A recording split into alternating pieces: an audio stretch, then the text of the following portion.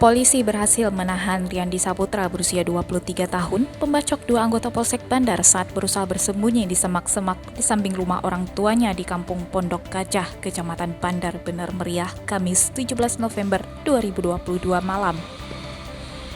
Kapolres Bener Meriah AKBP Indra Novianto mengatakan keberadaan Rian pertama kali diketahui oleh saudaranya sendiri saat menghidupkan lampu di rumah orang tuanya. Kata Indra, berawal saudara pelaku datang ke rumah orang tuanya dan saat menghidupkan lampu, terdengar orang batuk di samping rumah. Jadi saat ditanya siapa yang batuk, pelaku menjawab bahwa dirinya bersembunyi. Lantas kabar tersebut dilaporkan ke Kapolsek Bandar. Kemudian Kapolsek Bandar Ibtu Jufrijal beserta personel langsung menuju lokasi dan membujuk Rian agar keluar dari semak-semak dan menyerah. Sebelumnya dikabarkan dua anggota Polsek Bandar Bener Meriah mengalami luka serius akibat terkena sabetan senjata tajam diduga oleh orang gangguan jiwa atau ODGJ. Kedua korban pun harus dirawat di puskesmas setempat.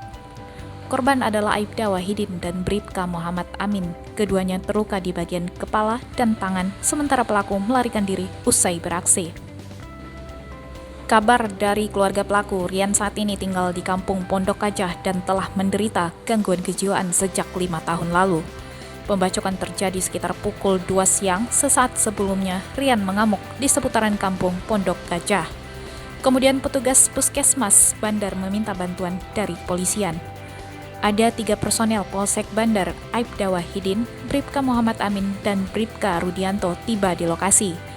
Awalnya pelaku bersikap normal dan bisa diajak bicara, bahkan pelaku sempat menunjukkan obat yang biasa diminum kepada anggota.